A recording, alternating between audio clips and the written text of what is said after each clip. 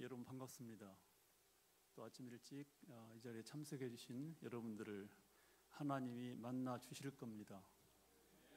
하나님을 만나는 것은 하나님의 말씀이 내 속에서 어떤 형식으로 느낌을 주면 그게 만나는 겁니다. 우리 하나님께서는 분명히 여러분에게 오늘 아침 하나님의 말씀으로 큰 느낌, 감동, 깨달음을 주실 것으로 믿습니다. 언젠가 미국에서 사회적으로 성공을 했다고 하는 사람 500명을 대상으로 그 특징이 무엇인가를 조사한 적이 있었습니다. 이 성공과 관련해서는 이런저런 책도 많고 견해도 많고 말 참 많은데요. 그런 자료도 굉장히 많은데 제가 참고했던 자료는 각 분야, 정치, 경제, 사회, 심지어는 교회, 목회에서도 소위 성공했다고 말할 수 있는 500명, 꽤 많은 숫자를 놓고 그 특징을 조사를 했는데 가장 큰 특징이 그들은 꿈을 꾼 사람들이었습니다. 특별히 젊은 날에 비전을 세웠다고 할까요? 꿈을 간직하고 그 꿈을 붙들기 위해서 평생을 살아왔다. 이것이 가장 큰 공통점이었습니다. 그리고 이제 적극적인 자세로 인생을 살았고, 그리고 이제 설득력이 강했다. 여기서 말하는 설득력은 말 잘하는 것은 아니었어요. 사람이 사람을 설득하는 것은 말이 아니에요. 말로, 이건 조금 제가 빗나간 얘기인데, 말로 사람을 설득하는 것은 만일 우리가 한 달만 산다면 가능해요. 그러나 너무 길어요, 삶이. 그래서 1년, 2년, 3년 계속 살아가는 동안에 말과 다른 행동이 보여지게 되거든요. 그러면은 절대로 그들에게 설득이 안 당해요. 그러니까 사실은 설득력은 도덕성이에요. 이건 좀 제가 다른 얘기고, 그 다음에 네 번째 제시한 것이 인내심이에요. 평범한 얘기들인데, 근데 저는 이 네 가지 오늘 주제 중에서 특별히 첫 번째 이 비전과 관련해서 한번 말씀을 나눠볼 생각을 가지고 있습니다. 그래서 오늘 제 설교의 초점은 이 비전 혹은 꿈, 여기에 맞춰져 있다고 하는 것을 말씀드리겠습니다. 이 꿈이라고 하는 단어는 비전이나 혹은 소원과 매우 유사합니다. 굳이 단어적인 뜻이 뉘앙스의 차이가 있긴 해요. 그러나 그 모든 그 단어 세 가지가 다 미래에 대한 어떤 기대, 열망, 그것을 포함하고 있기 때문에 그냥 저는 단어 오늘 특별히 따지지 않고 혼용해서 어쩔 때는 비전, 어쩔 때는 소원 이런 식으로 그냥 쓰겠습니다. 이해하시기를 바라겠습니다. 우리 하나님께서는 당신의 일을 사람과 함께 하시기를 원하십니다. 우리 하나님의 절대 주권으로 통치되어지는 그런 것들 빼고, 예를 들면 창조랄지 인간의 구원이랄지, 그다음에 우주 만물에 대한 운행, 어떤 섭리 같은 것은 우리의 영역이 아니지만, 그러나 일상 세상 속에서 되어지는 많은 부분을 실제로 당신의 종들 혹은 사람을 세워서 일을 합니다. 굳이 그 절차를 한번 제가 말씀을 들어보면, 우선은 하나님께서는 우리를 혹은 나를 택하십니다. 여러분 이제 조금 아직은 기독교에 익숙치 않은 분들이 계시기 때문에 말씀을 드리면, 우리 기독교는 추구하는 종교가 아니라, 다시 말해서 우리가 절대자를 향해서 찾아가서 돌을 닦거나 묵상하거나 추구해서 이해하려고 하는 종교가 아니라 절대자가 먼저 찾아오는 종교예요. 그게 특징이에요. 거기에 대한 설명 좀 긴데 교회 달 다니신 분들한테 물어보세요. 먼저 우리를 택하시고요, 그리고 부르셔서 자녀로 삼으세요. 그게 첫 단계예요. 이걸 콜링이라 그래요. 그리고 나서 믿음이란 것을 심어주세요. 믿음을 심어주시고 하나님을 사랑하는 마음을 갖게 하시고 예배자게 되게 해요. 그리고는 어떤 시점에 그의 마음속에 뭔가를 간절히 원하는 소원을 심어주세요. 꿈을 심으세요. 그래서 그 간절한 꿈과 소원이 자기가 생각해낸 것 같지만 실제로는 정상적인 신앙생활을 하는 사람들의 꿈과 소원은 하나님이 심어주신 것들이에요. 그래서 거부할 수 없는 그 꿈을 따라서 인생을 살게 하시고 그런 과정 속에서 하나님이 원하시는 일을 이루어 가십니다. 빌립보서 2장 13절, 제가 미리 드리지 않아서 띄울 수는 없지만 제가 한번 읽겠습니다. 빌립보서 2장 13절.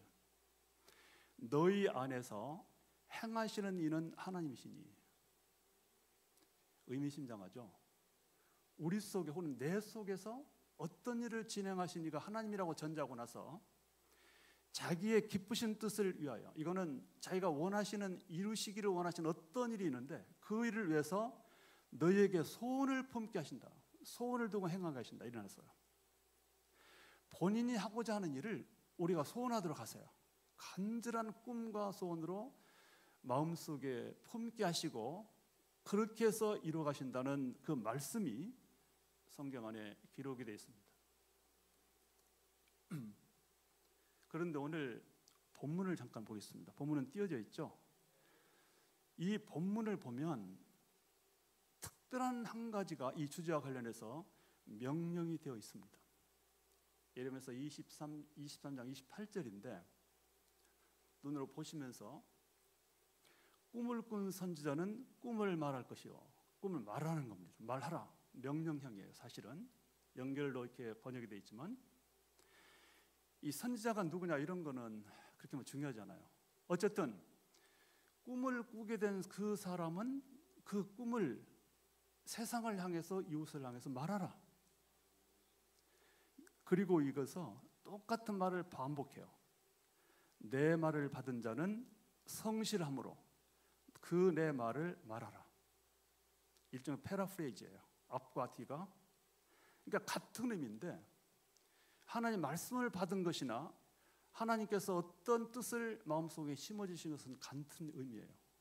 그래서 어쨌든 간에 하나님의 섭리와 계획과 어떤 기대가 그 인생 속에 개입되면 떨어져 내리면 그거를 숨기거나 소극적으로 대하거나 긴가민가해서 그냥 혼자만 알고 사는 것이 아니라 바로 그 부분을 세상을 향해서 이웃을 향해서 말하라 그 말이에요. 왜 그러냐면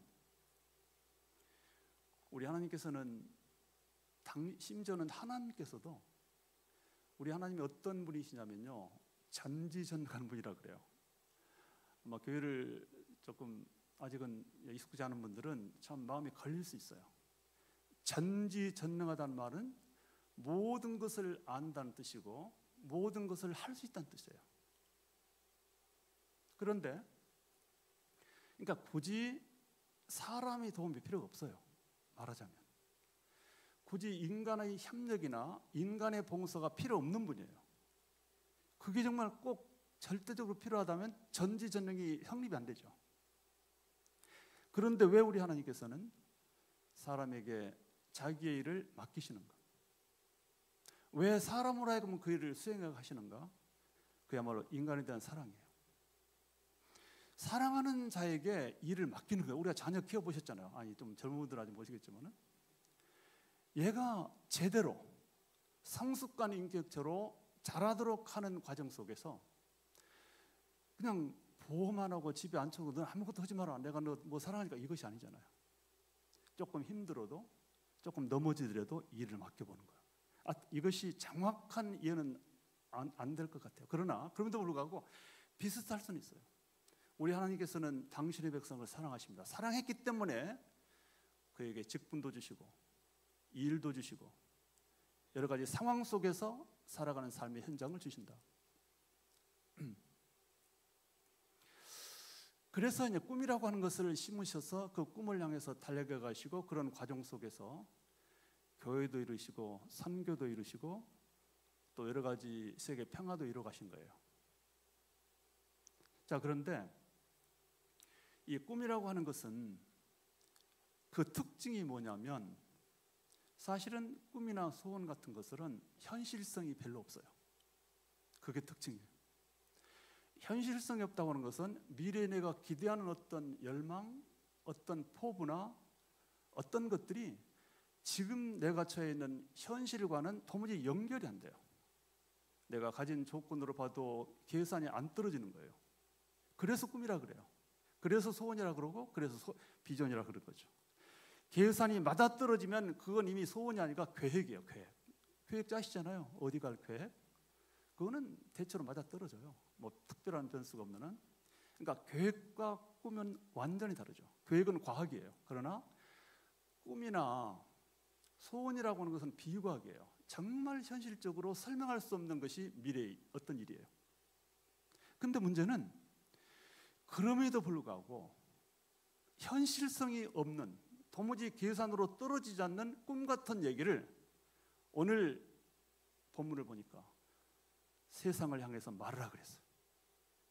저는 그래서 이거를 선포하라라고 하는 제목을 붙였어요.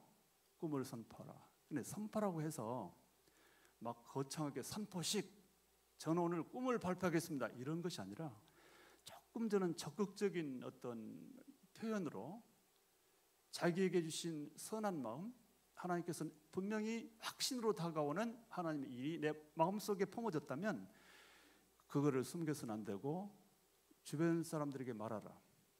그냥 언제든지 쉽게라도 그냥 소개하는 거예요. 왜 해야 되냐면, 아까도 제가 잠깐 말했죠. 우리 하나님께서도 전지전능하신 분임에도 불구하고 동역합니다. 하나님 우리를 향해서 동역자라고 부르기도 했어요. 동역자, 코워커가 되는 거예요. 그런 하나님도 동역을 인간과 동역하고 계시고, 또 심지어는 예수님께서도, 전지전능하신 하나님이신 예수님께서도 12명 제자뿐입니까? 수많은 사람들을 제자를 만드셨어요. 그 동역이죠. 힘이 없어서가 아니라 그것이 하나님 사역의 원리입니다. 그래서 하나님께서 내게 주신 소원은 내 혼자 할 수 있는 것이 아니에요. 어떤 사람을 선각자로 혹은 선두주자로 하나님 택하셔서 그에게 그 일에 대한 씨앗 마음으로 혹은 소원으로 품겨 놓으셨지만 그 일은 혼자 절대 못해요. 하나님이 못한 일이거나 못한 걸 안 하신 일이에요. 그래서 동역자를 확보해야 되고 기도로 후원을 받아야 되고 협력을 해야 되는 그런 차원에서 저는 꿈을 선포해야 된다고 생각을 해요. 그런데 이제 제가 경험적으로 말하면 정말 현실성이 없어가지고 과연 될까? 오히려 그 말하면 사람들이 우스꽝스럽게 여기고 황당하게 말하고 쟤는 참 진짜 그냥 허공을 붙들고 산다, 이렇게 말을 할 수 있지만, 그럼에도 불구하고 그 꿈을 선포하면, 저의 경험을 말하면 몇 가지 효과가 따라옵니다. 자기 자신의 결심이 단단해져요. 이 굉장히 중요한 거예요. 언제든지 일을 하는 데는 자기 자신의 의지에 문제가 있어요. 그런데 자꾸 주변을 말하면요, 자기 스스로 그 결심이 단단해져요. 의지가 아주 단단해지는 효과가 있습니다. 그리고 두 번째는 그 선포된 혹은 소개된 자기 꿈에 대해서, 자기 비전에 대해서 책임을 지려가는 의지가 강하게 작동한다. 그리고 세 번째, 반드시 동조자가 생깁니다. 협력자가 생겨요. 참 희한해요. 황당해 보여도 누군가는 공감할 수 있어요.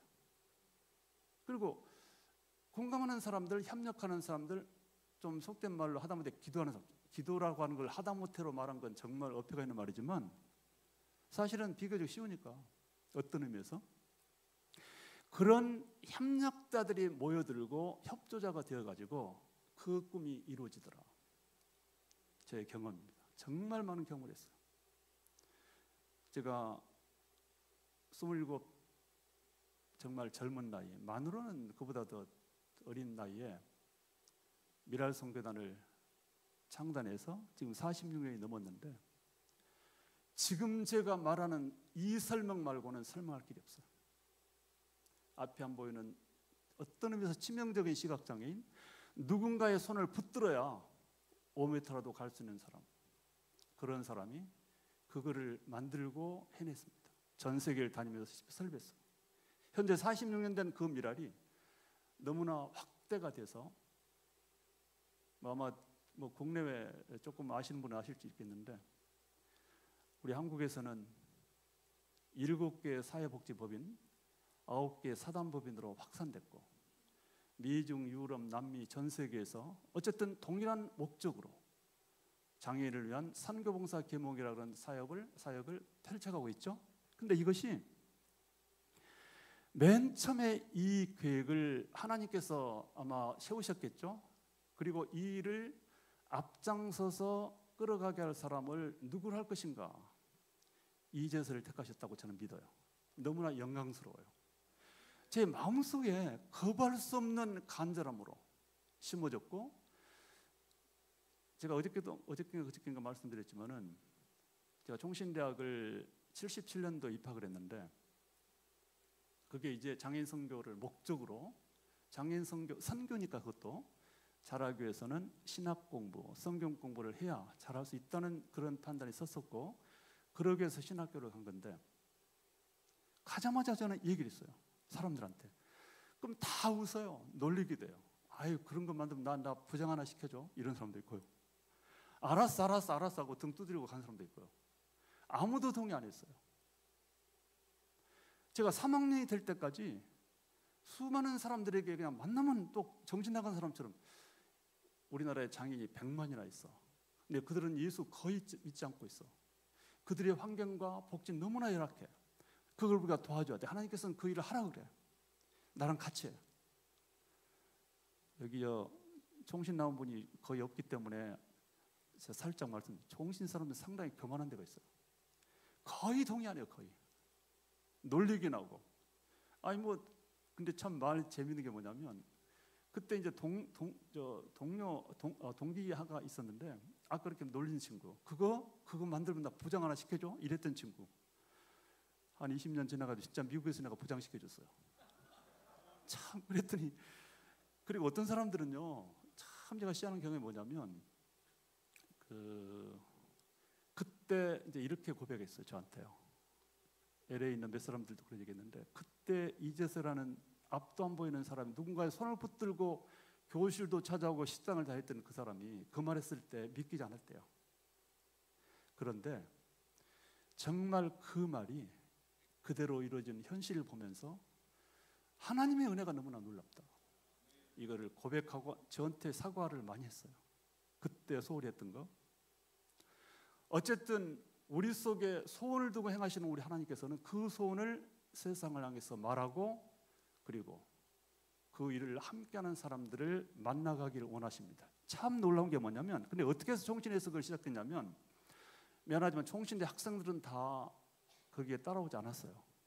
그런데 그때 이제 한 3학년쯤 됐을 때, 제가 79년이에요. 그때 신촌에 있는 대흥 제1교회라고 있는데 지금도 있습니다. 근데 이제 그때도 교회가 조그맸고 지금도 별로 안 커요. 근데 청년들이 한 80명 모였어요. 그럼 놀라운 거는, 놀랍다고 특별한 거는, 그 토요일 날 청년들 모임이 있는데 그 교회 청년들만 오는 것이 아니라 다른 교회에 다니는 청년들이 그 토요일 날 모였었어요. 그런 특별한 토요 집회가 있었는데, 제가 우연히 누구를 따라서 거기를 갔는데, 저보고 한 파트를 성경을 가르치래요. 그래서 말하자면 전체를 가르치는 담당자는 따로 있고, 저는 한 그룹을 가르치는, 이제 말하자면 그런 그 성경 가르치는 교사, 혹은 이렇게 이제 봉사를 시작을 했는데, 근데 저는 역시 아까도 말했지만 누구를 만나나 하여간 기회가 되면 이 장애인 선교의 중요성을 피력하고 막 얘기를 하니까, 거기서 얘기를 했더니, 그 일반 대학생들이죠. 그들은요, 일반 대학생, 일반 직장인들인데, 그들이 이제 신학생은 무조건 호칭이 전도사예요. 전도사님, 그거 참 좋은 것 같아요. 그거 저도 참여할게요. 그래서 그들을 데리고 시작한 게 미랄이에요. 그리고 그 미랄이, 왜 미랄이라는 이름을 붙였느니까, 그 청년의 별명이 미랄이었어요. 사실은 뭐 요한복음 12장 24절 하나님 일할 그런 건 생각도 안 했어요. 왜냐하면 이제 그거는 나중에 이제 신학적으로 제가 이해해서 너무나 감사한데, 그때는 그 청년들이 저를 따르고 그거를 만들었을 때 함께 동참해 줬기 때문에 그들의 이름 미라를 붙여준 거예요. 그게 우리 미라의 이름이 돼버린 거예요. 하나님 인도하심이라고 저는 믿고 있는데, 근데 제가 여기서 말하고 싶은 것은 저에게 주어진 꿈을 정말 성경에서 오늘 본문에서 말하고 있는 것처럼 때를 어떤지 못 어떤지 누구를 만났을 때 말을 하면 반드시 동조자가 생긴다. 제가 앞도 못 본 사람이 미국 유학 가가지고 어떻게 미라를 만든지 아세요? 유학 간 지 2년 만에 제가 템플 대학 대학원을 다닐 때인데, 역시 그래서 이제 그러니까 청년들에 대한 빚이 많아요. 그리고 언제나 청년들은 좋아요. 편견이 없어요. 청년들을 가리키는 교회가 있었어요. 어떤 교회에서 성경만 가리킵니까? 때때로 이제 이런저런 구실로 장애인 얘기를 계속하면 그들이 전우사님 여기서도 해요. 여기서도 해요. 우리가 함께 할게요. 그래서 시작한 미주 미랄이 이제 87년 2월 달에 시작이 됐고요. 그리고 이제 그렇게 해서 하여튼 가는 곳마다 나의 속에 들어있는 그 꿈을 소개하면 반드시 사람들이 일어나요. LA 미랄도 그렇게 만들었고, 뉴욕 미랄도 그렇게 만들었고, 이제 그 유럽 미랄도 제가 이제 유학한 동안에 만들었는데, 그걸 어떻게 만들었냐면 아시겠지만 코스타 이런 게 있어요. 근데 거기에 제가 미국 유학을 마쳐가는 그 시점에 94년 2월인데 기어코 강사로 오라는 거예요, 저를. 근데 바빠 죽겠는데 정말 못 갈 걸 억지로 그냥 갔어요. 가서 제가 저에게 주어진 강의가 뭐 3번이었어요. 주강사들이 많으니까. 근데 3번 중에 한 번은 반드시 내 꿈을 얘기하죠. 그랬더니 거기서 그 유학생들이 전우사님 유럽 미라를 만들어요. 우리가 함께 할게요. 그래서 시작된 게 유럽 미라예요. 이게 꿈을 선포한다고 하는 것이, 그것이 선한 의지가 선한 마음이라고 한다면, 하나님 합당한다면 그 꿈을 동조할 사람은 세상에 널려 있다. 난 이렇게 봐요. 어저께도 제가 말했지만은 저의 경험을 일반화시키지는 않을게요. 아마 특별한 저의 은혜이기 때문에 하나님께 주신 은혜인데, 나도 그러니까 너도 반드시 된다 이렇게 저는 말하고 싶지는 않지만, 그러나 저의 경험은 거의 그런 것처럼 보입니다. 그런 것처럼 보입니다. 그 다음에 제가 이제 오늘 제 설교의 제목은 2 센텐스예요. 꿈을 선포하라, 그리고 기도하라. 이제 기도하라고 하는 거에 대해 제가 말씀을 좀 드리겠습니다. 꿈의 선포 그리고 기도는 이거는 한 패키지예요. 꿈이 선포만 한다고 되는 게 아니에요. 절대로 아니에요. 기도가 따라가야 돼요. 기도. 꿈은 이루어지는 데 의미가 있고, 그러려면 기도를 해야 된다. 저는 그렇게 생각하고 그것이 제 체험입니다. 그런데 이 기도라고 하는 것이 여러분 2가지 차원이 있다는 것을 아셔야 되는데, 이것을 놓치는 경우가 많습니다. 이건 역시도 제 경험을 중심으로 말한 겁니다. 저도 신학 공부를 많이 했어요. 박사학위는 사회복지 정책 박사지만 사실은 사회복지 쪽보다는 신학을 더 잘 알아요. 제가 왜냐하면 신학은 11년 공부했고 사회복지는 7년 공부했어요. 오래 한다고 공부를 잘한 건 아니죠. 그러나 열심히 잘하면서 11년 했다니까요. 자, 근데 기도라고 하는 것이 성경을 보더라도 그렇고요. 2 차원이 있는데, 하나는 일단 말로 드리는 기도입니다. 말로 무릎 꿇고 오늘 이런 예배 자리에서 하나님 이 문제가 있어요. 이 일이 있는데 도와주세요. 해결해 주세요. 이렇게 해주세요. 저렇게 해주세요. 이거 기도예요. 이게 말의 기도예요. 근데 이 기도라고 하는 것은 저는 그야말로 능력의 열쇠이고요. 기도는 어떤 일을 이루어가는데 절대로 있어야 되는, 기도 없이 이루어지는 것은 하나님 뜻을 벗어날 경우도 있어요. 그렇기 때문에 반드시 기도로 그 일이 추진되고 준비돼야 되고, 그래서 기도하는 과정 속에서 길도 보이기도 하고 조금 잘못된 생각이 정리되기도 해요. 기도가 그렇게 중요한데, 그래서 저는 특별한 경험 하나 했어요. 제가 이제 미국 약 기도도 많이 했거든요. 제가 이 미라를 시작해서 이제 5년 동안 5년 후에 유학을 갔는데 미라를 시작하면서부터 저한테 또 하나의 소원이 생겼어요. 그게 소원이 뭐냐면 한국뿐 아니라 세계 여러 곳에 장애인들에게 복음을 전하는 그 일을 해보자. 그 일을 하고 싶어. 그런데 그걸 하기 위해서는 미국, 지금은 조금 다르지만 적어도 80년대에는 모든 길은 로마로, 모든 길은 미국으로, 그게 통하는 시대였어요. 그래서 꼭 미국을 가야 될 것 같아요. 왜냐? 미국의 세계 장애인 선교를 위한 전진기지를 만들려면. 그리고 이제 신학은 공부를 하는데 장애인 선교는 소위 이 여러 가지 상황적인 어떤 그 접근을 함께해야 이게 되는 거거든요. 일반 선교도 저는 마찬가지로 생각해요. 사람이 욕구는 영만 있는 것이 아니라 육체도 있거든요. 육체적 욕구와 필요도 어느 정도 챙겨주고 채워줘야 복음이 안전하게 들어가는 거예요. 이게 전인권이라 그래요. 자, 그런데 장애인선은 특별히 그것이 두드러져요. 장애인들이 안고 있는 현실적인 고통과 아픔을 함께 만져주고 도와주고 협력해야 소위 복음이라는 것을 안전하게 정착시킬 수가 있어요. 그의 삶 속에. 그런 맥락에서 신앙만가지고는 어렵다. 그러면 뭘 해야 될 것인가? 사회복지를 공부해야 된다. 그래서 이제 그 세계장애인 선교를 위한 전진기지, 또 한 가지는 장애인 선교를 효과적으로 하기 위한 사회복지 공부, 이 두 가지 꿈을 갖고 일단 미국을 갔어요. 갔는데 갈만해서 간 것이 아니라 진짜 아마 저의 유학 얘기 들어보면 그것도 유학이에요? 이렇게 말할 거예요. 정식으로 갔다 온 분들은 얼마나 유학이 멋지고 화려합니까? 젊은 날, 특별히 그 시절에. 하여간 이제 다 말씀드릴 수는 없고, 하여튼 어찌어찌 해서 이제 제일 제가 힘들었던 게 뭐냐면, 뭐 실력은 둘째 문제고 유학을 정식으로 가려면 토플이라는 시험을 봐야 돼요. 그때나 지금이나. 근데 이 시각장애인들을 토플을 볼 수 있는 기회를 안 주는 거예요, 한국에서요. 아무도 본 적이 없대요. 그 종로에 그 당시에는 토플 오피스가 있어가지고 이렇게 하는데, 그래서 안 된다니까 어떻게 해요 이제. 그래서 어찌어찌 해가지고는 이제 필라델피아에 있는 템플 대학이라는 곳에서 소위 랭귀지 코스 어드미션을 받았어요. 그것도 한 5주짜리 6주짜리. 그러니까 이제 겨우 그걸로 건너가서 이제 거기에서 이제 시험을 보고 어떻게 할 요량으로 갔는데 이 막상 딱 갔더니 혼자 간 거예요. 지평을 딱 찍고 혼자 딱 건너갔는데 진짜 죽으면 죽으라고 갔어요. 갔는데 그러니까 그것도 이제 아까 저 열정과 관련돼 있어요.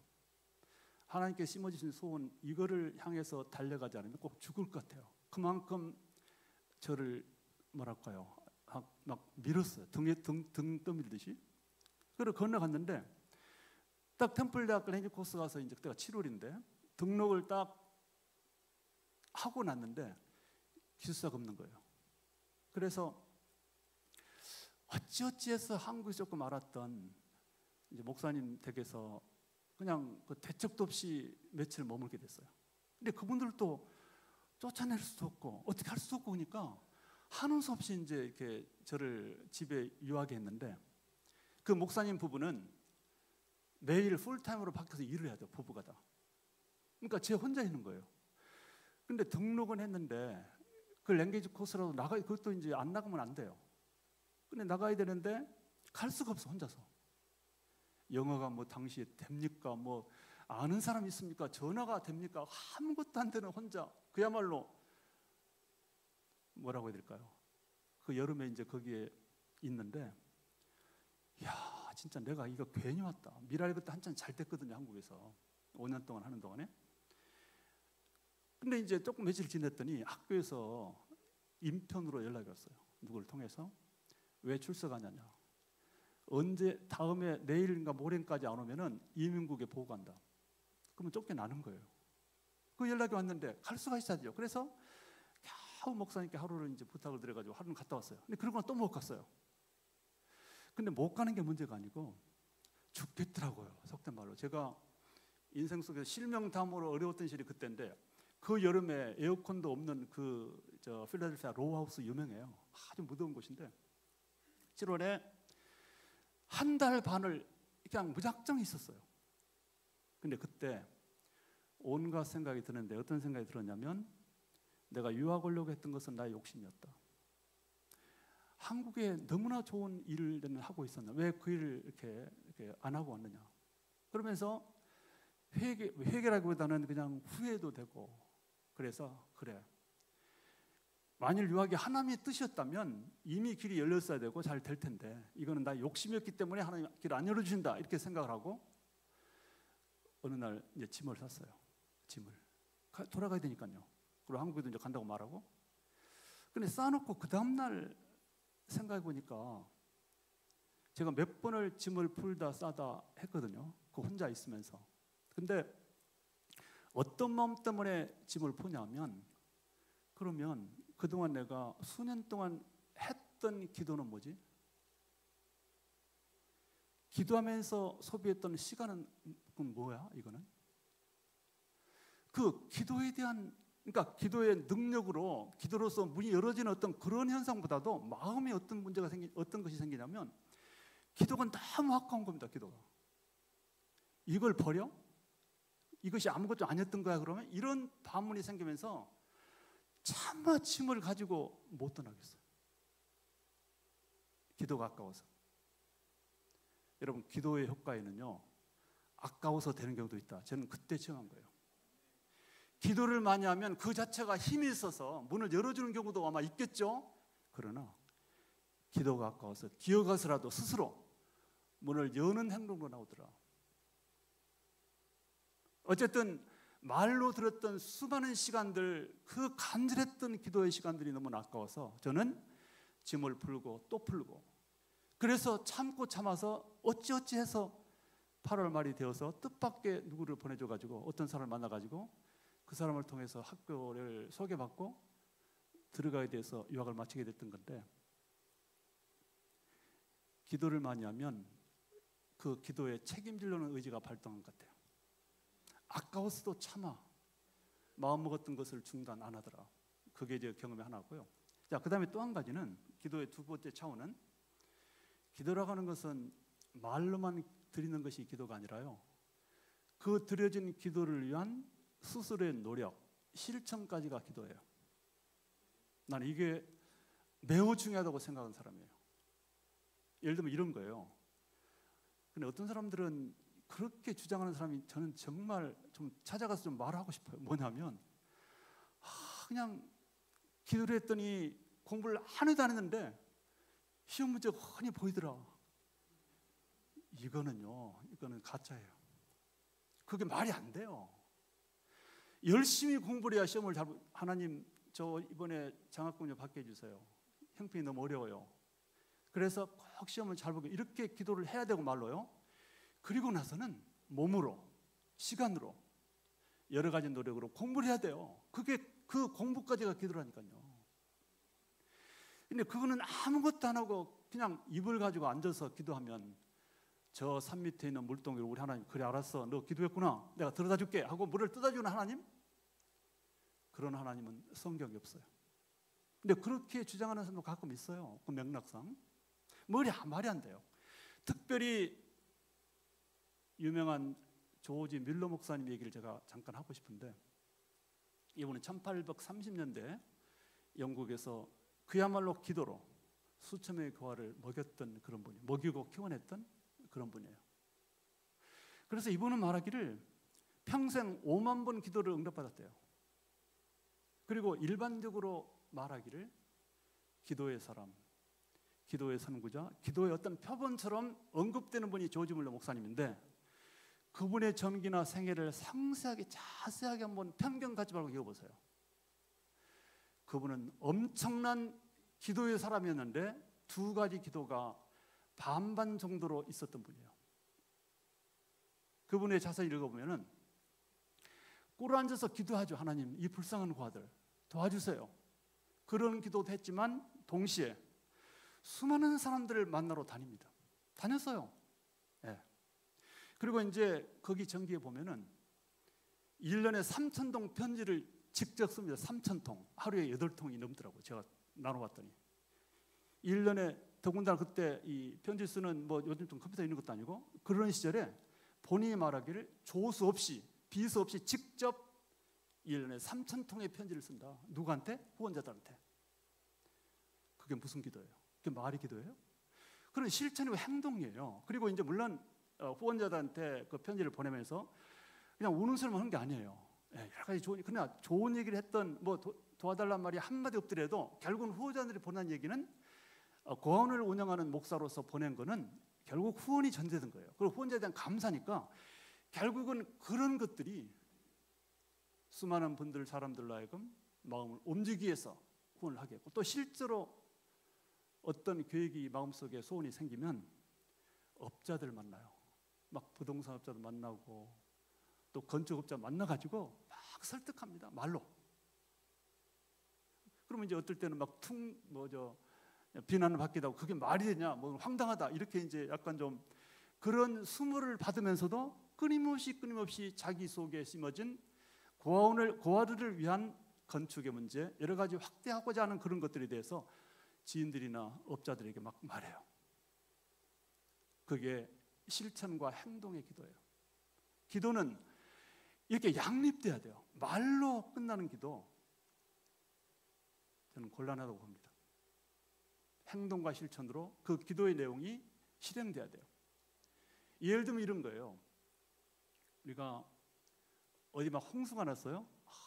아침마다 기도하면서 불쌍한 뭐 강원도 어느 지역에 지난 홍수가 났는데, 아니면 뭐 산불, 그 불쌍한 분들 하나님 사랑해 주세요, 도와주세요. 이것이 말로 기도를 시작하는 거고, 그 기도에 대한 종결은 그들을 위해서 실제로 단돈 1,000원이라도 투척해야 돼요. 보내야 돼요. 그게 기도의 완성이에요. 기도는 저는 이렇게 봐요. 말로 시작해서 그 기도에 대한 내용을 실천하는 것까지가 기도다. 우리가 꿈을 선포하세요. 꿈을 말하세요. 부끄럼 없이. 그러나 그 꿈을 이루기 위해서는 두 가지 기도가 병돼야 된다. 우선은 하나님의 도우심을 바라시고 끊임없이 말로 꿇어앉아서 요청드려야 되고요. 그리고 나서 그 내용에 대한 끝없는 노력, 발로 뛰고 몸으로 뛰고 손으로 뛰는, 행동하는, 거기까지 해야 이것이 완성된 기도라고 보고, 그런 사람들에게 그 꿈을 이루어 주시더라. 부족하지만 저 얘기를 하는데지만 저도 아마 그랬던 것 같아요. 저도 미라를 어쨌든 40년 동안 끌어왔을 때 제가 무릎 꿇고만 기도했겠습니까? 그런 기도가 없을 리가 없죠. 그렇지만 끊임없이 기도의 실현을 위해서 혹은 그 꿈의 실현을 위해서 뛰어다니고 노력했던 것들, 제가 뜻하지 않게 총신대학교 총장으로 선출이 됐어요. 앞에 안 보이는 사람이 총신대학교 총장이 되고 나니까 상당히 좀 시끌시끌했어요. 막 언론에서 부르기도 하고. 근데 이제 제가 좀 힘들었던 것이 뭐냐면, 제가 평생, 이거 비슷한 얘기인데, 평생 살아오면서 이제 그 장애인으로서 느끼는 느낌 중에 하나가 뭐냐면, 요즘 코스피가 막 올라서 주식하는 분들 신이 날지도 모르겠는데, 가능성에 투자를 해요. 가능성에. 그러니까 이렇게 뭔가 좀 투자하면 뭔가 나중에 하겠지라고 하는 기대가 있을 때 투자를 하는데, 미안하지만 장애인들은 거의 그런 주식이 못 되는 것 같아요. 거의 투자하지 않아요. 저는 한 번도, 뭐 한 번이라고 좀 그렇지만, 그러니까 언제나 그것이 문제예요.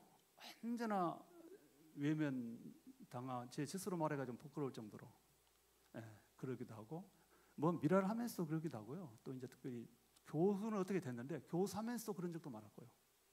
하여튼 그런 에피소드를 말하자면 한이 없는데, 그런데 이제 어찌 그런 사람이 총장이 딱 되고 나니까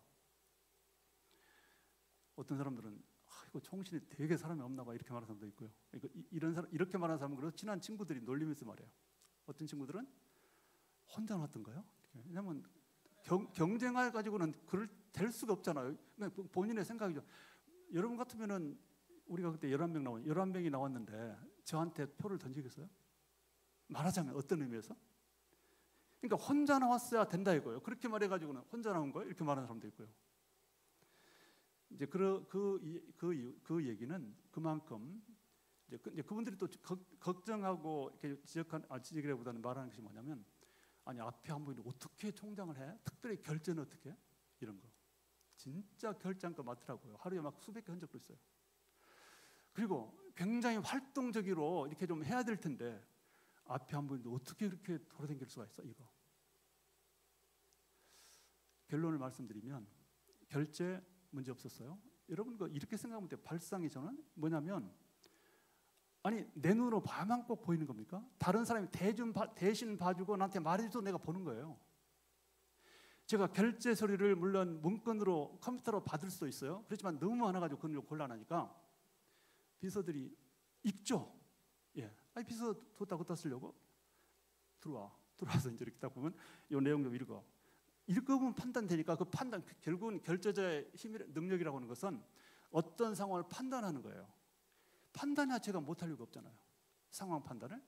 그래서 그거를 대신 도장 찍는다고 결제가 아니에요. 그래서 결제는 지장이 없었고요. 그 다음에 이제 전국을 다니면서 활동하고 이런 것도 아니 혼자 갈 이유가 없잖아요. 누구랑 같이 가면 되죠. 왜 같이 가는 건 간 것이 아닌가요?